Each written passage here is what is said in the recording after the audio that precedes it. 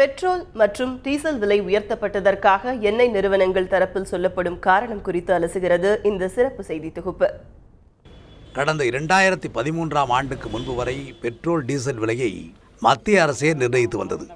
அதிக இழப்பீடு ஏற்படுவதாக எண்ணெய் நிறுவனங்கள் கூறி வந்ததால் கடந்த ஆண்டு ஜனவரி மாதம் விலை நிர்ணயிக்கும் உரிமையை அப்போதைய காங்கிரஸ் அரசு எண்ணெய் நிறுவனங்களிடம் ஒப்படைத்தது. அதன் பிறகு ஒவ்வொரு மாதமும் விலையை ஏற்றத் தொடங்கின எண்ணெய் நிறுவனங்கள். இந்த மாத விலையேற்றத்துடன் ஈராக்கில் விழும் ஒவ்வொரு குண்டும் கச்சா எண்ணெய் சந்தையில் அதிக அளவில் தற்போது சேதத்தை ஏற்படுத்தி வருகிறது. ஈராக் உள்ளிட்ட மத்திய கிழக்கு நாடுகளில் நிலவும் பதட்டமான சூழலால் கச்சா எண்ணெயின் விலை பேரல் ஒன்றுக்கு $4 உயர்ந்துள்ளது. இந்தியா தனது தேவையில் 2 பங்கு கச்சா எண்ணெயை இறக்குமதி செய்கிறது. இதனால் சுமார் 1,07,850 கோடி ரூபாய் வருவாய் இழப்பு ஏற்படும் என்கின்றன எண்ணெய் நிறுவனங்கள்.